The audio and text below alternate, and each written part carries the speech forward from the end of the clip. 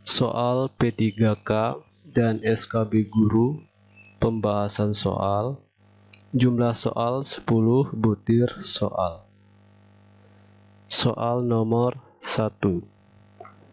Salah satu faktor yang mempengaruhi perkembangan intelektual adalah equilibrium. Yang dimaksud dengan equilibrium adalah A. Lingkungan fisik, B. Proses pematangan pribadi, C. Proses pengendalian diri, D. Proses pengaturan diri, E. Pengaruh sosial. Ya, jawabannya adalah D. Proses pengaturan diri. Inti pertanyaan nomor 1 adalah apa yang dimaksud dengan equilibrium? Mari kita bahas. Equilibrium adalah proses pengaturan diri agar dapat bertumbuh, berkembang, dan menjadi lebih seimbang. Sehingga jawaban yang tepat adalah D. Proses pengaturan diri. Soal nomor 2. Perilaku berbahasa adalah sesuatu yang diturunkan atau genetik. Setiap bahasa memiliki pola perkembangan yang sama atau merupakan sesuatu yang universal. Dan lingkungan memiliki peran kecil dalam proses pematangan bahasa. Pemerolehan bahasa berdasarkan aliran A. Behavioris, B. Kognitivisme, C. Nativisme, D. Konstruktivisme, E. Humanisme.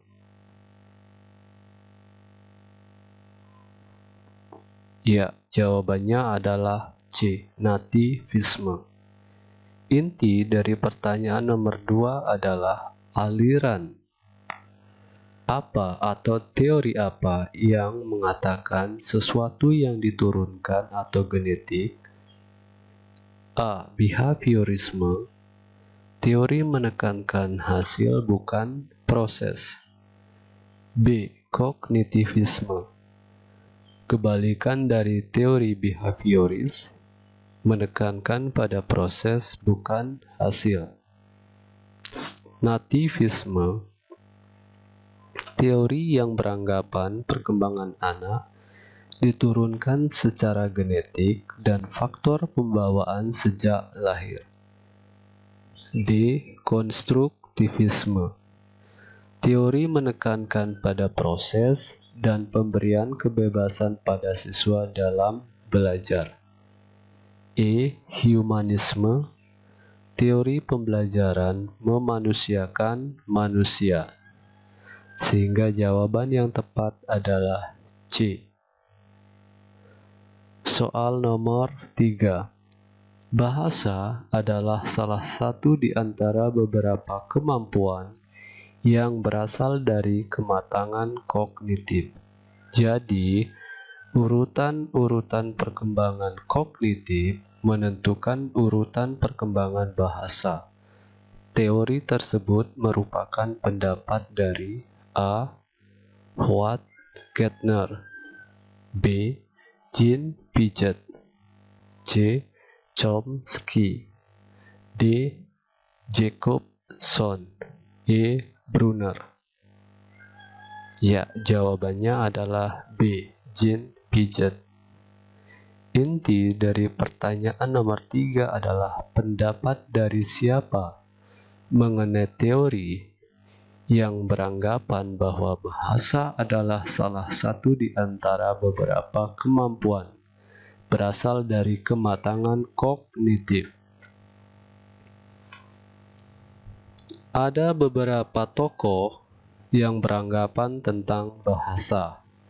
Ada Wilhelm von Humboldt, Edward Sapir, Benjamin Levy, Jean Piaget, L.S. Vygotsky, Noam Chomsky, Eric Lennerberg, dan Brunner.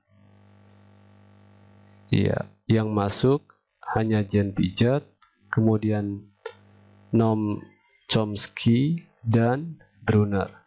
Sedangkan option A dan option D tidak masuk. Jane Piaget mengatakan bahasa adalah berasal dari kematangan kognitif. Chomsky, setiap manusia telah memiliki kemampuan berbahasa pada dirinya sejak lahir. Brunner, menurut Brunner, bahasa dan pikiran merupakan alat untuk berlakunya aksi. Sehingga jawaban yang tepat adalah B. Jane Piaget. Soal nomor 4. Siswa belum dapat berhitung perkalian, walaupun ia sudah berusaha giat dan gurunya sudah mengajarkan dengan tekun. Namun, jika anak tersebut belum dapat mempraktikkan perhitungan perkalian, maka ia belum dianggap belajar. Merupakan implikasi teori A. Kognitivisme, B. Konstruktivisme, C. Humanistik, D. Behavioristik, E. Koneksionisme. Ya, jawabannya adalah D. Behavioristik. Inti dari pertanyaan nomor 4, teori apa yang beranggapan siswa belum dapat berhitung perkalian, walaupun ia sudah berusaha? Kognitivisme, teori menekankan proses bukan hasil. Konstruktivisme, teori menekankan pada proses dan pemberian kebebasan pada siswa dalam belajar. Humanistik, teori pembelajaran memanusiakan manusia. Behavioristik, teori menekankan hasil bukan proses. Koneksionisme, teori belajar menekankan stimulus dan respon. Sehingga jawaban yang tepat adalah D. Behavioristik. Soal nomor 5. Aliran ini lebih menekankan bagaimana kegiatan pembelajaran menjadi menarik. Artinya, untuk mendapatkan perhatian dari peserta didik, diperlukan alat bantu. Alat bantu sejalan dengan perkembangan teknologi informasi. Teori ini tergolong aliran A. Behaviorisme, B. Humanistik, C. Sibernetik, D. Konstruktivisme, E. Kognitivisme. Ya, jawabannya adalah C. Sibernetik. Inti dari pertanyaan nomor 5, teori apa yang menggunakan alat bantu sejalan dengan perkembangan teknologi informasi? Mari kita lihat penjelasannya. Behaviorisme, teori menekankan hasil bukan proses. Humanistik, teori memanusiakan manusia. Sibernetik, teori pembelajaran pengolahan informasi. Konstruktivisme, teori menekankan pada proses dan memberikan kebebasan kepada siswa dalam belajar. Kognitivisme, teori menekankan proses bukan hasil. Sehingga jawaban yang tepat adalah C. Sibernetik. Soal nomor 6. Untuk membantu perkembangan siswa secara maksimal, guru dapat menggunakan strategi pembelajaran yang bersifat demokratis. Salah satunya metode diskusi. Hal ini dilakukan untuk perkembangan diri siswa pada aspek A. Fisik, B. Emosi, C. Sosial, D. Kepribadian, E. Semua jawaban benar. Ya, jawabannya adalah C. Sosial.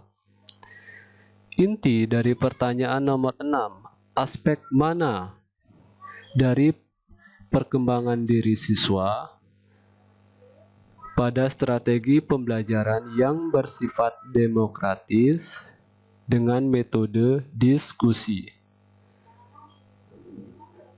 Mari kita lihat ulasannya. Metode diskusi dilakukan untuk dapat membantu perkembangan sosial siswa secara maksimal, sehingga jawaban yang tepat adalah C. Sosial. Soal nomor 7. Menurut Piaget, ciri-ciri perkembangan intelektual siswa yang ditandai dengan kemampuan siswa dalam mengklasifikasikan objek pada tingkat dasar secara tunggal dan mencolok adalah tahap A. Sensorik motorik, B. Praoperasional, C. Operasional konkret, D.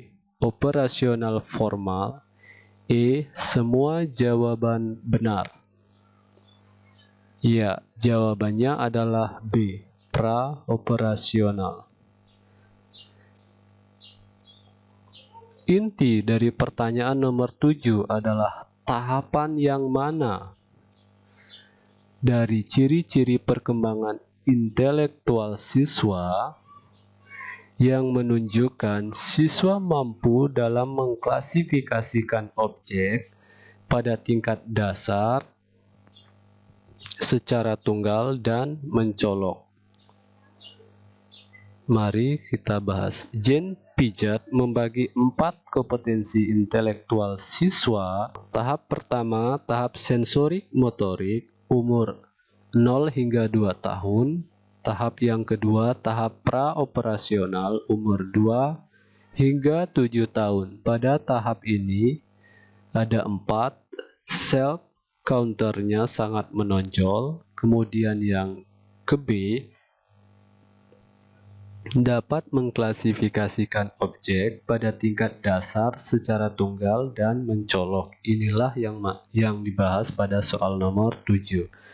Yang ke C, tidak mampu memusatkan perhatian pada objek-objek yang berbeda. Yang ke D, mampu mengumpulkan barang-barang menurut kriteria. Sedangkan yang ketiga, tahap operasional konkret dari umur 7 hingga 11 tahun. Dalam periode ini, anak berpikir sudah dikatakan menjadi operasional, dan pengalaman anak masih konkret dan belum formal.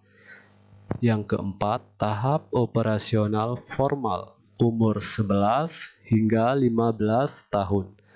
Mampu menyelesaikan masalah dengan cara yang lebih baik dan kompleks daripada anak yang masih dalam tahap periode operasional konkret. Sehingga jawaban yang tepat adalah B. Praoperasional. Nomor 8. Belajar pada hakikatnya merupakan proses pembentukan hubungan antara stimulus dan respon.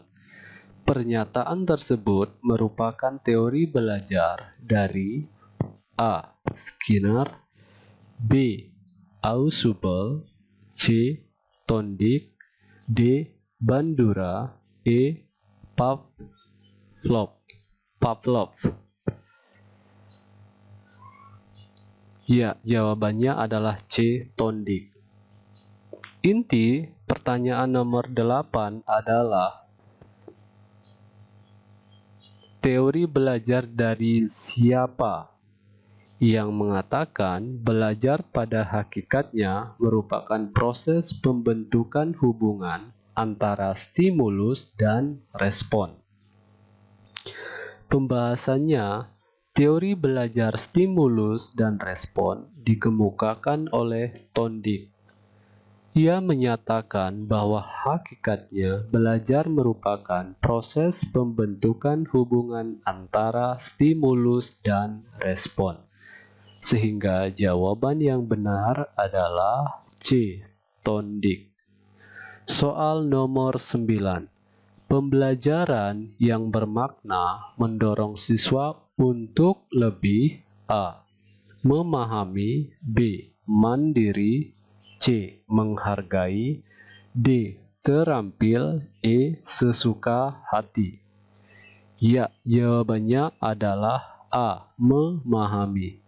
Inti dari pertanyaan nomor 9, pembelajaran bermakna adalah belajar bermakna adalah teori belajar yang dikembangkan oleh David Ausubel. Kegiatan belajar bermakna mendorong siswa untuk lebih memahami makna atau isi dari apa yang dihafalkan. Sehingga jawaban yang tepat adalah A. memahami. Soal nomor 10, soal terakhir. Salah satu contoh kegiatan apersepsi dalam membuka pelajaran adalah A. mengucapkan salam, B.